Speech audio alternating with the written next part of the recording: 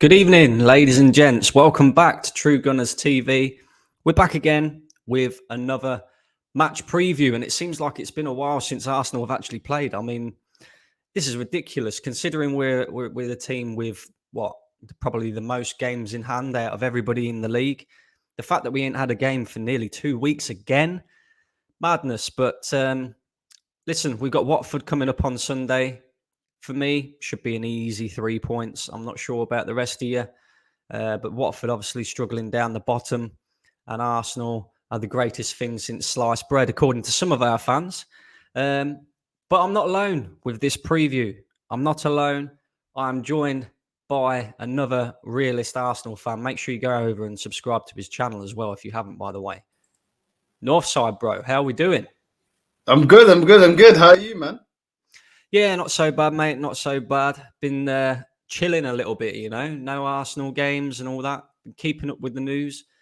And of course, before we get into the game, there was a little bit of news to sort of cover.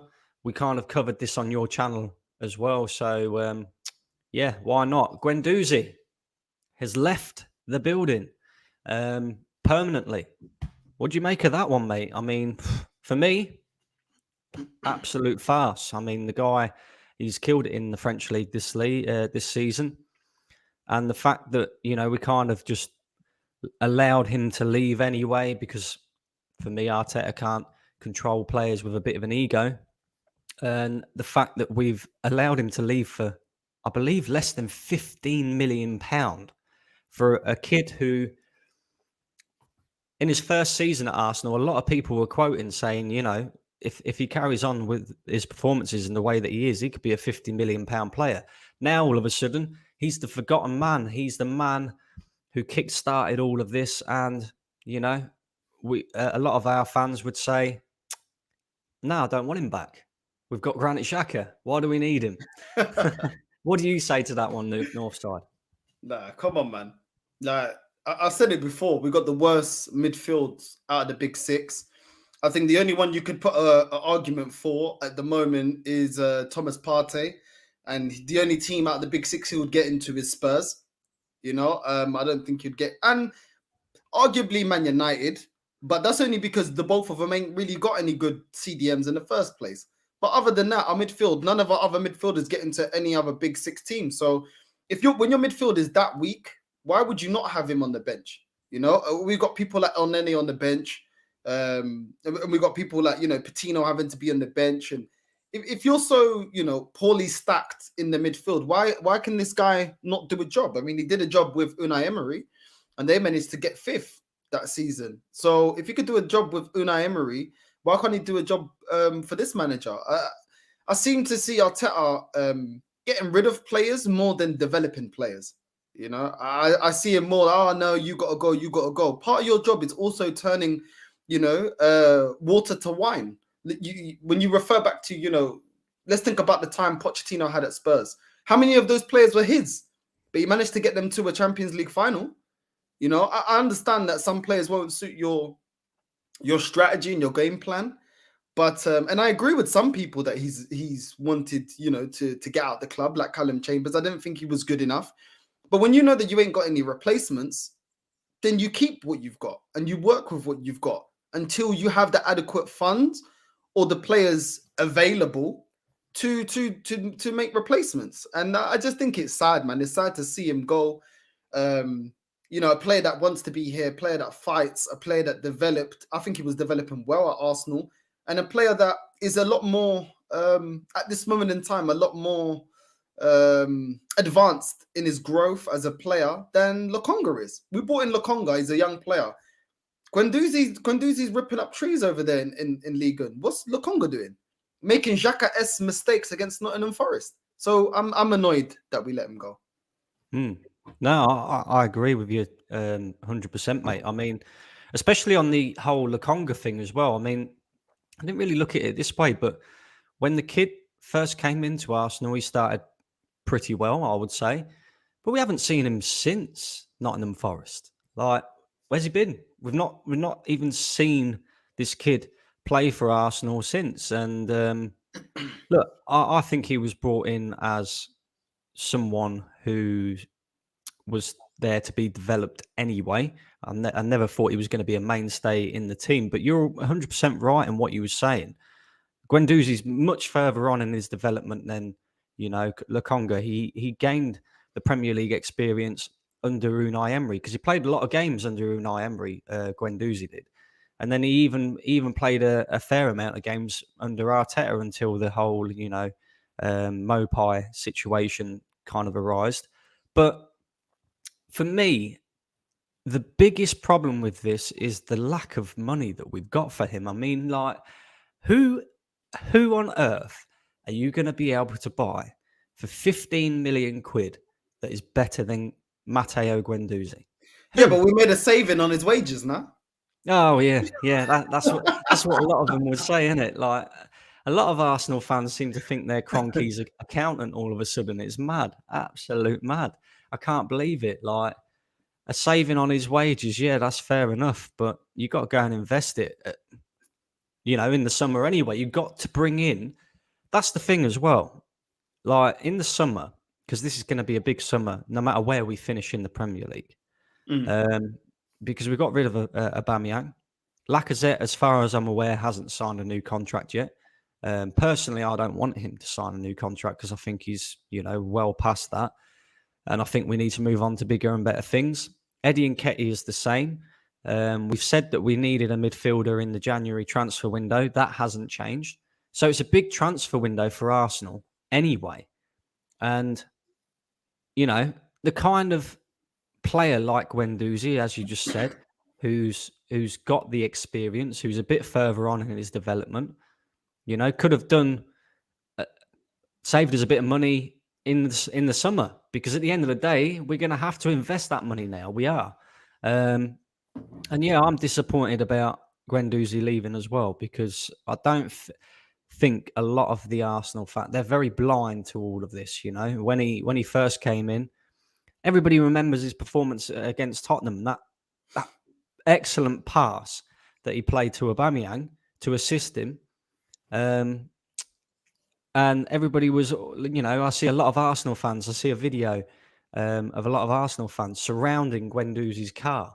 Oh, he's so great. And now all of a sudden he's not, because Arteta's better. Like, what?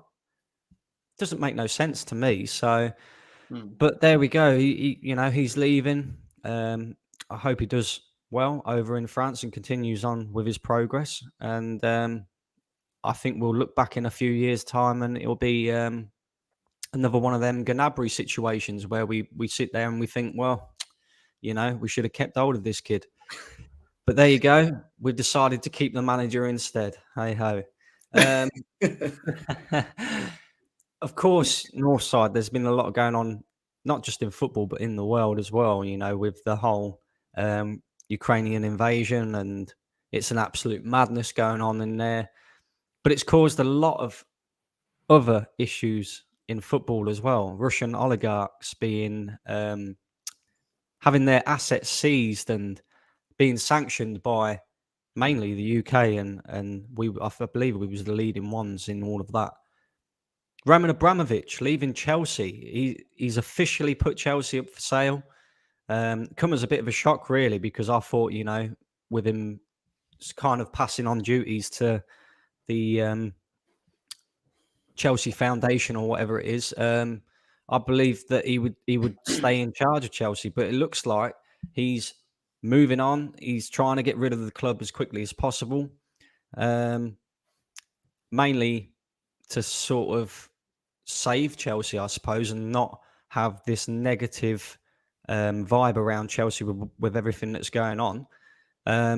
What did you make of that news, mate? Because I tell you what, I was absolutely shocked when that news came out. I really was.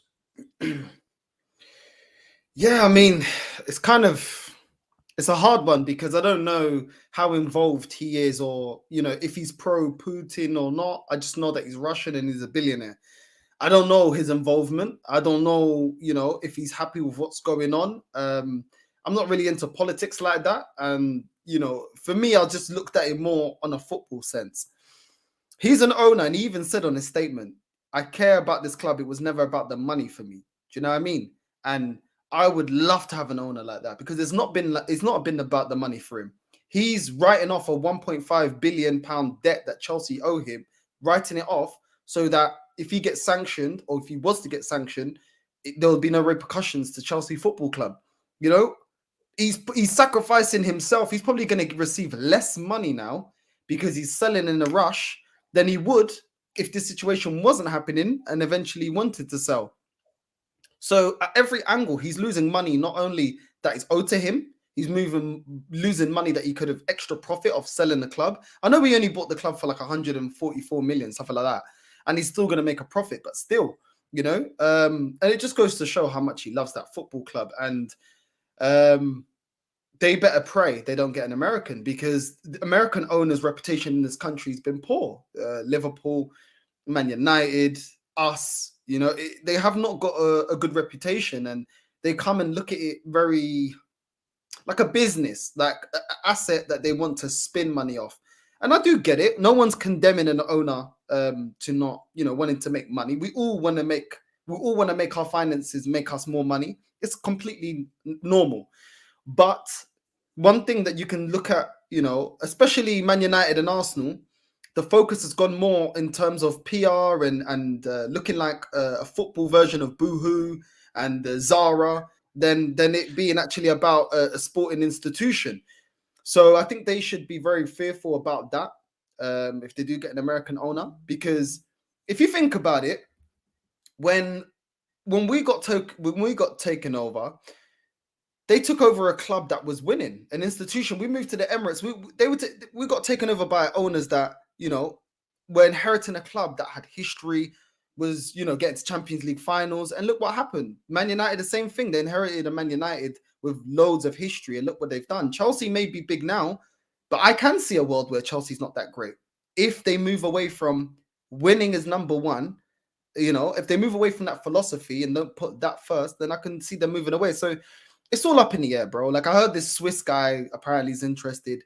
We don't know who's going to take them over. But I see some Arsenal fans getting very happy that they're going to get taken over.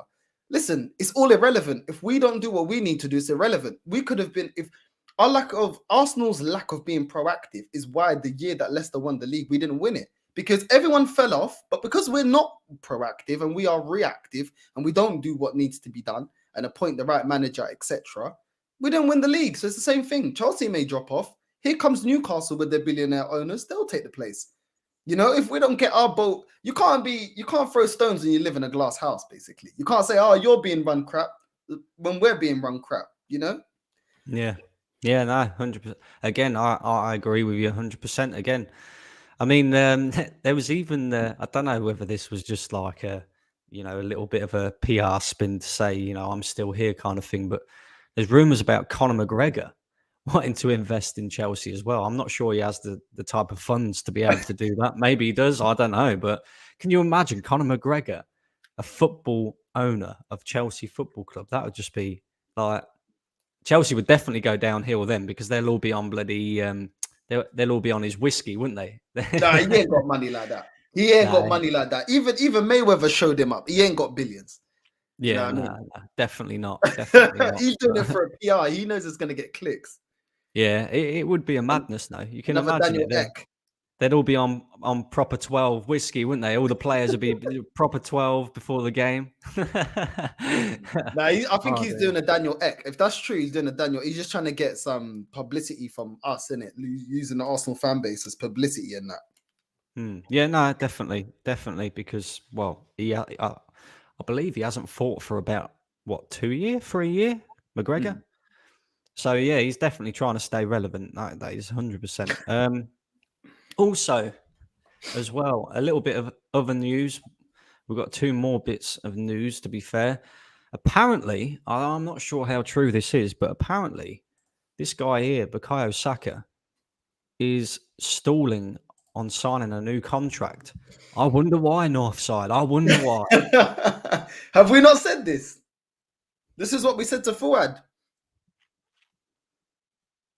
This is what we said. What else? I don't really need to really add to that. Like, when you don't, I said it on my channel, I'll say it again here.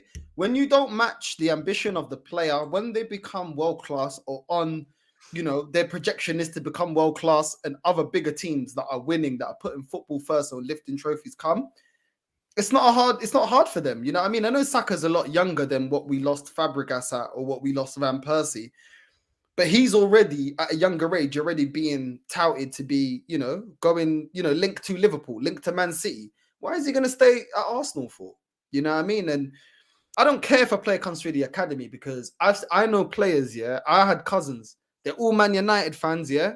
All of them were in the Tottenham youth setup. So what do you think when they grow up and if eventually Man United come for them, you think they're going to stay loyal to Tottenham? But Tottenham fans that don't know them the way I knew them would have think, oh yeah, the Tottenham boys. No, they're not. Your academy gave them a chance, so they come through your academy. It's the same thing with Saka. We don't know if he's Arsenal through and through. I don't know. He may be, he may not be. But guess what? One, it's his career. Two, he may not even support Arsenal as a youngster. He may have been a Man United fan. He may have been a Chelsea fan. And also, he's got agents in his ear saying, yo, move like for the money. And let's say he goes, nah, I don't care about the money. Like, I'll get paid well here. Arsenal. Okay, cool. What about the trophies? The challenge for trophies. Why are you going to stay there for? Oh, okay, well, okay. That's something to contemplate. You know what I mean? And also, these teams that are winning, they may not always want to go for you. Sometimes you miss the boat. For example, they may be in for a winger this transfer window. Next transfer window, they might not need it anymore because they got another target. They got plan B. You don't want to come, they got plan B. And the boat has gone for you to make that kind of move. And players think like this. Agents think like this. Do you know what I mean? And we've seen players miss the boat on moves before. So...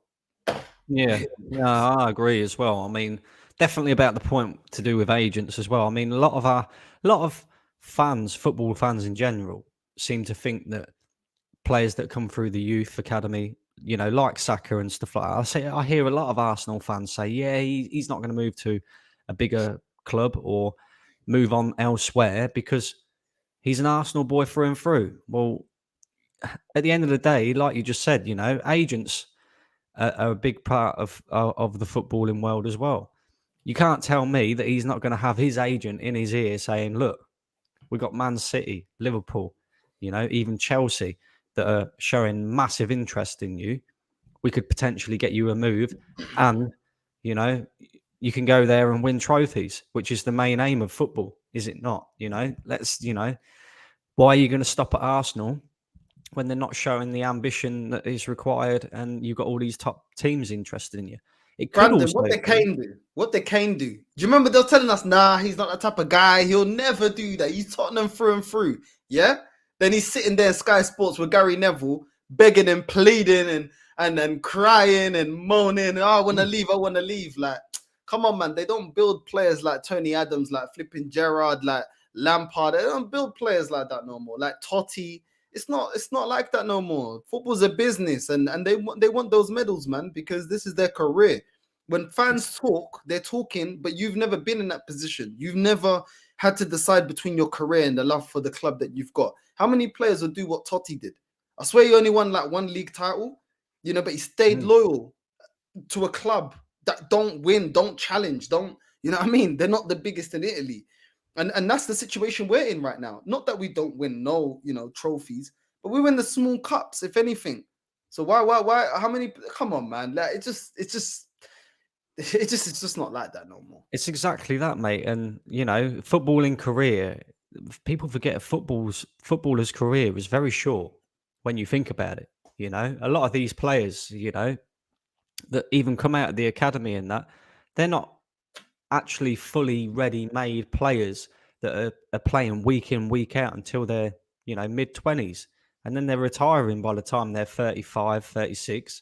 You know what I mean? So it's a short career. It's a short-lived thing. And his agent's probably in his ear saying, look, you can come and win trophies, or you can be a Harry Kane, That's probably the saying. Don't be a Harry Kane. You know what I mean? Like, don't sit at a football club and win absolutely nothing when you have the potential. It could also be a bit of a PR spin to get a bit more money. You know what I mean? Like, yeah, why not? At the end of the day, Bukayo Saka, he's a mainstay in the Arsenal team, and he'll probably be looking at it, and his agent will probably be looking at it and thinking, well, you're heavily reliant on this kid.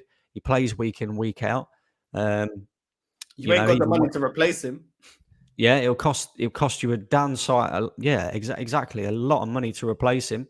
It's time to start, reflecting that in his wages. So who knows? Who knows, mate? But I see us overpaying to keep him, bro. I see us overpaying to keep him. Every time we got a good player, we just start overpaying. I know not every player we've overpaid for costs 300,000 a week, or what we paid Ozil and Aubameyang, but we've overpaid for a lot of players. You remember when we had players like Chambers and all them lot? All these men are almost pushing 100,000 a week. That's shambolic. How long could we not shift dead wood? Because our dead wood were on big wages for the quality that they for their value or their current value, or what you get out of them as a player. So I see us dashing the money, because I don't see his project youth, and it's not going to go down well with even his supporters if he lets go of Saka. If he loses Saka, he knows he's in for a mad amount of criticism. So I think he'll, whatever the agent and that, I think Saka and his agent are gonna, they're gonna get out of us every little penny. Like, I'm telling you. this is the thing as well. This is a great comment here from Mr. Waffle. Project Youth lasted well. We was talking about a Project Youth at the beginning of the season, and players are already looking to leave. Like, it's mad. Could also be as well that he might be waiting to see if we get top 4. Who knows? I mean, like, top 4 is a trophy these days. Don't forget it. Absolutely. Yeah, you're kind of right, man. How long has he got in his contract? I think he's got another year or 2. I think he's got 2 years left. 2 years. Wow, we're actually talking to a player to renew their contract at 2 years. Who would have known? Genius. I know, it's mad. Normally we leave it until like they've got 10 days left. It's mad. But there we go. Maybe things they're trying to change a few things behind the scenes or whatever. Also, I've not actually heard this news, but I did just see a comment in the comment section about this. Apparently there's an alleged Super League format, and the Super League's apparently coming back. They're talking about the Super League again. I've not heard anything about this. Have you heard? Yeah. I heard about it, man. And I saw also in the Football Terrace, I saw some stuff being spoken about. What's happened is they haven't spoken about the details of it, but what they're saying is basically it's not going to be a closed shop, and anyone can get into the Super League, and basically everyone's going to have, more money. So it's basically everything that everyone complained, all of us complained and didn't like. They basically removed that, and it's now a competition that's not a closed shop. Anybody can, get into it. And basically all the teams are earning more money, which ultimately means that will trickle down to the smaller clubs. You know what I mean? Because if you're I don't know, let's say RB Salzburg or RB Leipzig or, Sporting Lisbon or Benfica or Porto, whatever, let's say like smaller teams and stuff, because now teams are earning more, you can sell your players for more. So where you could sell your superstar for 40, 50 mil, now you can sell them for 80 or 90. Do you know what I mean? Because there's more wealth in the game. So I still need to know, the details. They haven't released the details, but if it's just, and what they're doing, I think they're kind of looking at the Champions League format and they're thinking, look how many, we've expanded it to the point where people are only interested in the games when it gets to the quarterfinals. There's too many games that we're not interested in because there's too many teams, no offense to Sheriff and all these different clubs playing in the group stages, and no one's interested. So I'm thinking it's not going to be as big as the Champions League, and it's all about, pitting the best against the best more earlier on, probably group stages, so that the matches are competitive throughout the whole competition, not just to the knockout stages. And I think ultimately, that would be better, because I think people that complain about this, it was never that I don't care about Champions League. I don't care about FIFA. I don't care about FA, because they're all corrupt. I just care about fair competition for all clubs. We want to see small clubs go to glory. We love those stories. Those stories are great, Nottingham Forest, Leeds, Leicester, all these clubs, man, and we want to see that in football. We want to see these stories, and we want to believe that, Goliath can be beat. So if they keep that essence of football, that everybody should be able to lift the biggest trophies and be in the biggest competitions, then I have no problem with it. But when they make it a closed shop, that's when I'm against it. If teams have more money, if clubs make more money, then so be it. Football's expanding so much, there's so much money. The clubs and the players should be rewarded more. And it's only gonna, I mean, the market, if it's got more money, it's just gonna pass around. It's gonna trickle to everyone. So everyone will benefit.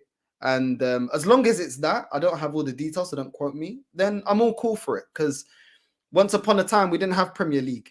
You know what I mean? And the Premier League came after, and then Division 2 was done, and we got the Premier League. So it is what it is. Football evolves, and if they're making the competition more competitive, better, more rewards for teams in terms of the finances, I'm cool with that. Because at the moment, there's already an imbalance, bro. When you look at it in terms of wealth, that we already have countries owning football clubs. So if we can have a super league where teams are being able to kind of, financially go up there a little bit more, and not be so divided in terms of the country that owns a football, like a PSG compared to, I don't know, a Lazio or something, then that's great. Because then Lazio, with the money that they can get in qualifying for the Super League or being in the Super League, they can now buy better players, and it's not such a David versus Goliath battle in terms of finances. So yeah, that's my yeah, take. no, it makes it more equal, definitely, 100%. I don't know. It's it kind of started off on a bit of a bad vibe, didn't it? It was like all the big teams or the big name teams were trying to have it as a closed shop, just so they can not a closed shop. That's Arsenal. Arsenal being a closed shop. Have it as a closed shop so that they could just get more money than what they've already got, the greedy fuckers. But I look at it like this. If it's basically how you sort of said, then I wouldn't have too much of an issue with that. But you never know with these football clubs; they always try and spin it in their favour, no matter what. So who knows? We'll see what comes of that. Did you see the press conference? The Mikel No, Arteta press conference? I haven't Oh seen it my yet. days! I'll What tell did you he what, say? right? Ever since Lee has been doing reactions to these press conferences, I've started taking note of, the press conferences and listening to what Mikel Arteta's got to say. And more importantly, listening to the questions that is posed to him in these press conferences.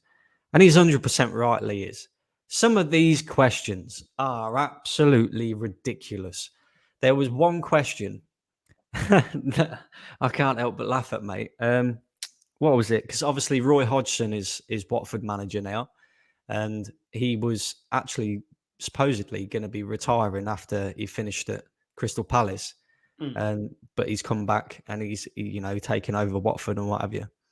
And one of the reporters asked Mikel Arteta if he would share a coffee with Roy Hodgson. Like, what kind of a question is that?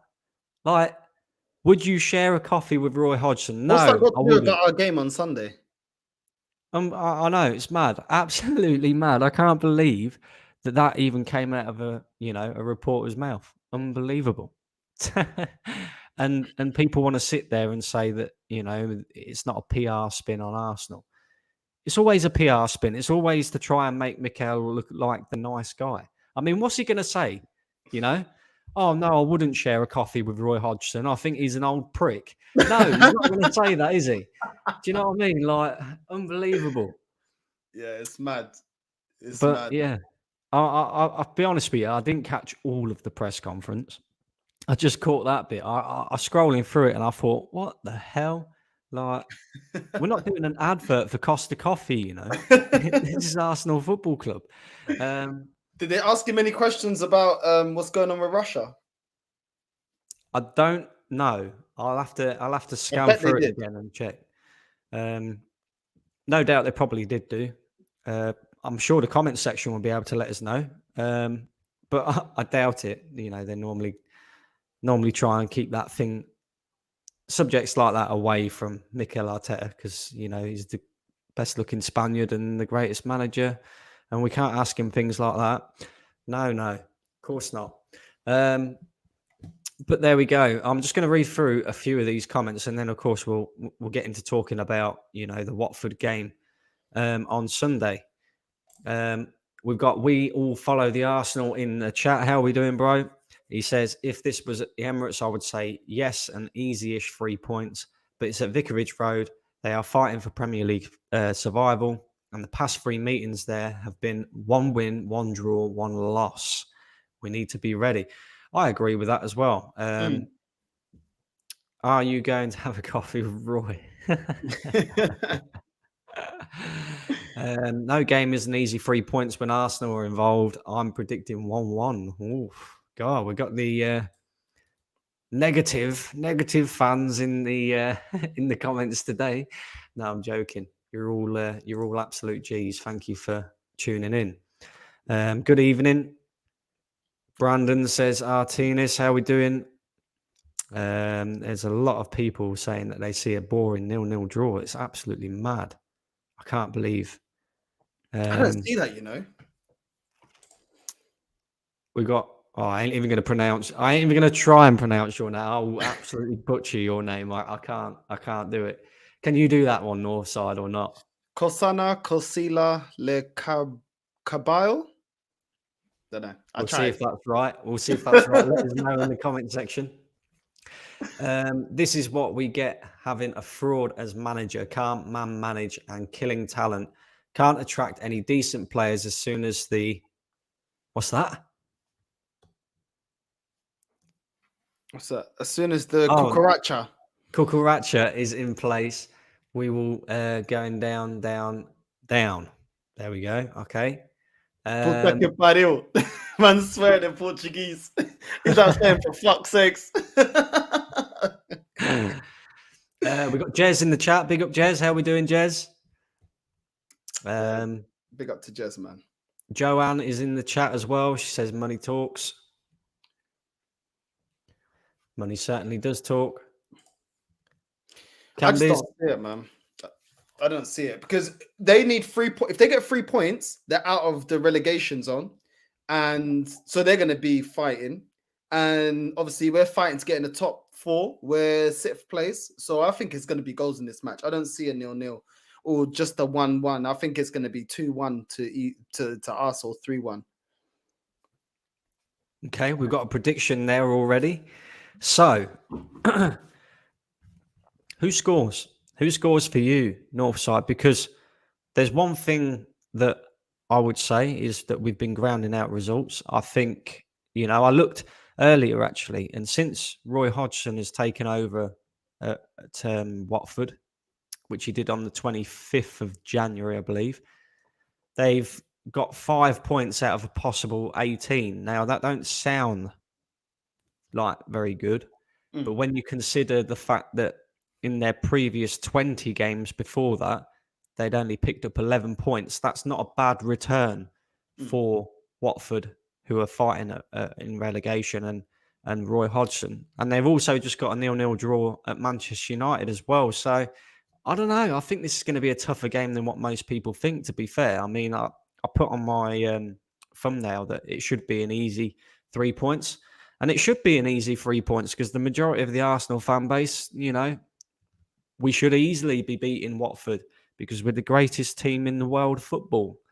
But I don't know. I think it's going to be a tough game, Northside. You're sort of saying 3-1. I mean, one thing that I do say about Arsenal is we struggle to score goals, and Watford, they'll be quite resilient, definitely. So who do you see scoring in this game, mate? Well, Martinelli will be back now. Should be Martinelli, available. Yeah. So I see him scoring, or Saka, maybe Emil Smith-Rowe. We know Odegaard can turn up. I mean, he's gone missing long enough, so it's about time that he'll turn up. Yeah, that's what I see. I don't really see Lacazette. This is the thing, yeah. I just feel like we need to. We're on a good run in terms of momentum. We're on a good run. We've picked up points where others have been dropping. We're still winning games, even if you can say for the 90 minutes we're not playing great. We're still there's confidence in the team. We're picking up points. We're winning games. So I think that, but battling against a Watford that if they get 3 points, they can come out of relegation. Just about, but the 3 points, the win. So I think they're going to go for the win, and we're going to go for the win, and I think that's what's going to make it an open game. I think I'm looking more to a 2-1, but I can see a 3-1. Just a game of a lot of goals because both teams need the points They need the points and we need the points. Arteta knows he needs to get top four. And I think it's the same for Watford. They have to get top four. They have to get 3 points. They have to get a win if they are to avoid relegation. So when you have those two combinations, I think it makes it an open game. No one can really be settling for a 0-0, I don't think. No, definitely not. Definitely not. I agree with you again. And just to bring in Jez's comment here as well. It says Pepe if he starts. Well, this is another thing as well. Nicolas Pepe. Nicola Pepito. Yeah. He has to start this game, surely, doesn't he, Northside? After his performance against Wolves, his 15-minute or 20-minute cameo or whatever it was, creating the winning goal because he assisted that and scoring a goal as well. Surely he deserves a start in this game, surely. Bro, this manager don't like him, man. Look at when you just spoke about him, you talk about 10, 15 minutes. That's all he gets. He came back from that AFCON. What else did he need to do? What's he got 10, 15 minutes? He comes on the other day, he scores 10, 15 minutes. I don't get what else he needs to do. I really don't get it. And it's only because, when we can't select Martinelli or there's something else like that, there's a player that's one of his, all of a sudden his favourites. And that's the only reason why he's getting minutes. I don't know what this guy needs to do, but I just don't see him starting. I see him being subbed on because of our lack of options on the bench, but I don't see him starting. I would love to see him start. I think he's a player. I think he can offer a lot, but I don't see Arteta doing that because Arteta rarely ever does anything that I want. I think Pepe's deserving, especially when he come on the other day and completely turned the match. He's the one that started, built up the momentum for us to get back into that game. But I don't see him starting this match. I see him getting another 10, 15 minutes again. Coming on 70th minute. Coming on 75th minute. That's just how I see it, man. Yeah, no, again, I agree with you, but I'll be extremely disappointed if he doesn't start because at the end of the day, right, when this manager first came in, and I remember his very first press conference, and he has always said that he will play players based off merit, not off the name and who you are, but play the players based off of merit and what they're doing on the pitch. Well, I'm not being funny, but in terms of, Bukayo Saka's been great for Arsenal this season. I think he's scored 7 goals in the Premier League this season for Arsenal, second top goal scorer, and he's developing pretty well, I would say. But if you go off his performance against Wolves and you go off of Nicolas Pepe's performance against Wolves, Pepe deserves to start this game all day long. And I can't understand why Mikel Arteta had even bothered to make an effort to come out in a press conference and praise Nicolas Pepe and the way he's been working in training and how he's been since he's come back from AFCON. If you're not going to play him, it doesn't make any sense to me. But this is just the story of this manager, I suppose, once he's made a decision on a player and he doesn't really particularly fancy him or like him, then he's not ever going to get a proper run in this team. And like I say, I'll be looking to that team lineup on Sunday because I tell you, if Nicolas Pepe is not starting, then if I was him, I would be putting in a transfer request in the summer. In fact, I'll be putting a transfer request in straight away after this game. Because what else can you do? You just kind of said it yourself. What else can you do? To begin with, I thought he was rightly left out of the team because he was so inconsistent for Arsenal. But there's one thing you can't argue with when it comes to Nicolas Pepe, and that is his goal scoring record and his assist record. And at the end of the day, we need goals and assists from our attacking players right now because we haven't got a striker who's going to score us 15, 20 goals a season. Lacazette's come up with, 3, 4? It's just not good enough. So he needs to start being used proper. And not only that, you've got to give Saka a rest at some point. You just have. You're going to burn this kid out, but, he'll do what he wants to do, I suppose. Another person that I wanted to ask you about on the opposite side of the scale, at Watford, they've got some dangerous players as well going forward. I mean, apparently Ismail Assar won't be available on Sunday, so that's one of their Great main news. dangers. Great That news. I'm kind of glad that he's out. Mm. But there is one player who I quite like, and he's another danger as well, and that's Emmanuel Dennis. The guy, I believe, has scored 9 goals in the Premier League this season, which is exactly the same as Emil Smith Rowe, our top goal scorer as well. Yeah. And I was kind of looking at Watford's stats as well, and I believe Dennis is their top goal scorer on 9 goals. Sarr is second on 5 goals. And Mhm. then I can't remember who the third one is, but he's also scored 5 goals as well. And in terms of their top 3 of scoring goals this season, they're not far off of us, to be fair. Do you know what I mean? Like, their attack isn't that far off of our attack. It's just that their defense is so poor. Do you worry about Emmanuel Dennis and what, he can hurt us? Definitely. Yeah, I think he's a great player. Like you said, it's great that Ismail Assar is not going to be available. But yeah, no, he's a great player. I think he walks into our team. He definitely gets into our squad. But like you said, for as great as he is going forward, I think he's got good ball control. He's fast. He's rapid. He can score. Obviously, he's their top goal scorer. Their defense is leaky, and their midfield is below average, in my opinion. So I think that's what's going to let them down. And because they got a leaky defense, and they haven't got a really great goalkeeper, I think that's why we could score 3 past them.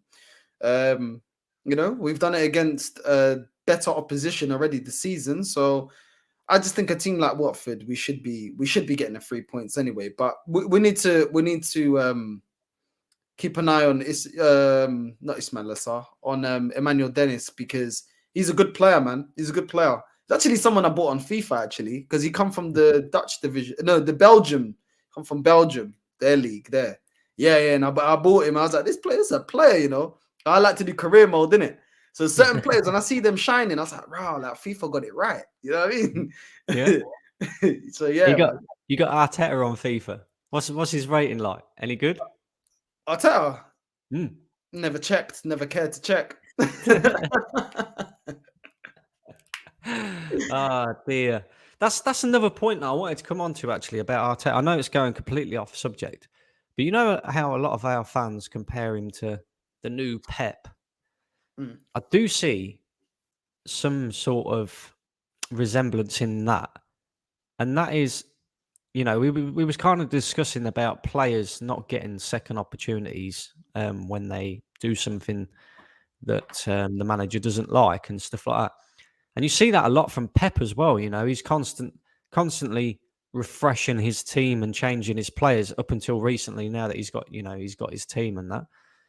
Do you think that's also part of the reason why Arteta is the way that he is, because of the way that Pep was when he first came into Manchester City? If a player wasn't good enough, he'd get rid and not give him second opportunities and stuff like that. The only thing that I would say is, Arsenal don't have the finances of Manchester City, so we can't keep doing this. I mean, as a manager, you have to be able to get out the best out of what you've got, surely. Yeah, I mean, you can see, with the whole playing it out from the back, and the way sometimes he tries to set us up. You can see, the formation. You can see that, obviously he's been inspired, and he's been influenced by Pep Guardiola, and that's just completely normal. Do you know what I mean? We've seen other players, be inspired by their mentors as well. So it is what it is. It is what it is. I'm not surprised by that, but just because you're imitating Pep doesn't mean that you are as good as Pep. You know what I mean? To make the comparison is like, I remember when Bojan at Barcelona was the next Messi, and he tried to play like he was Messi. But guess what? You're an imitation, but you're not as good as the original. And that's just the same thing with Arteta. Like, you're trying to imitate him, but you're not as good as him. You're not as good as the coaching. You're not tactically aware. You don't do changes well enough. You don't develop players as well, and you're just not. You don't have the skills that he has. Maybe maybe he will turn out to be as good or up there, but at the moment, I just don't see it, and I can't believe in it at the moment. And yeah, man, like I've seen so many imitations over the years that it's just like, yeah, whatever, man. Like Bojan was also trying to be like Messi. Where did that come? Like, where did that go to? Like, you can imitate someone, but if you're not as good, you're not as good, isn't it? That's it. Maybe he might shave his head. Maybe he might shave his head, and then all of a sudden, you might. Who knows? Who knows? Got a question here for you, Northside. Who would you have as Arsenal manager? Who would I have as Arsenal manager? Ideally a proven winner, man. Simeone. Obviously, I'd go for Conte. My approach would be, how much does it cost to get you out of your contract? How much do I need to pay to get you out of your contract? Because you couldn't be the start of the most important signing ever.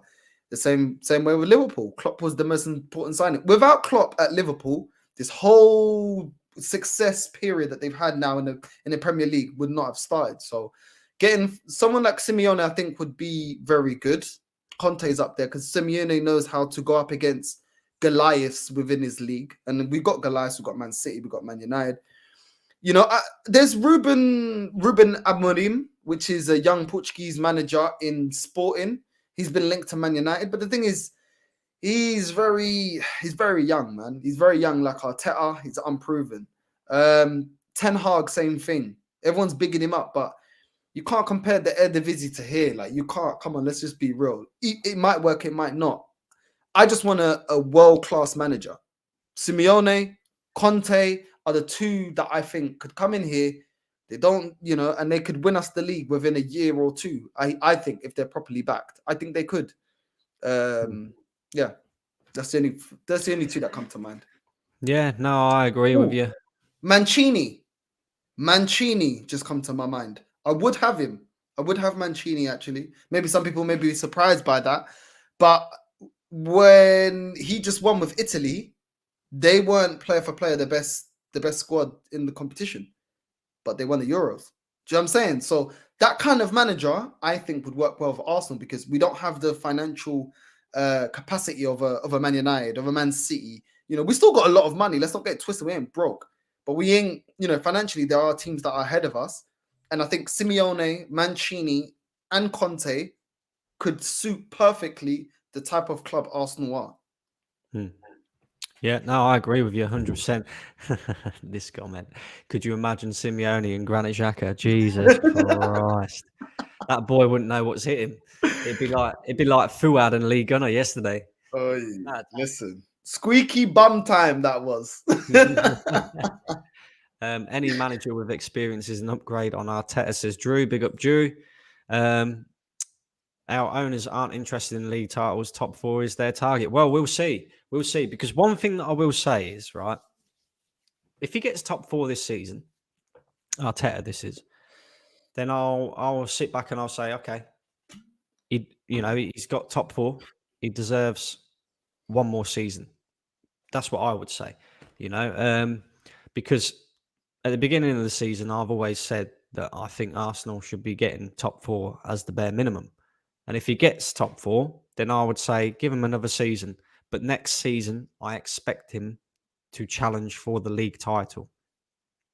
And it's as simple as that. Would you agree with that, Northside? Or I get what you're saying, but like as much as I want to give him credit, that's like it's taken him 3 years to get in the top four. It's like it's mad when you put it like that. Like, I get why you're doing it. You want to be a bit fair to him. You want to be like, okay, fine. We've got, you've got us in the top four, the bare minimum.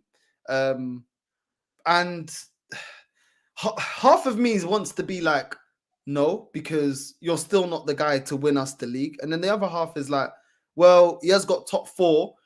Now this is the, the be or end all. Like now there is no excuse. Either you start now climbing up for a title race, or you got to go. That's why I think you made a great point when you came on my channel the other day, and you said, listen, if he gets top four, that's fine, because that's the stick now to measure him at.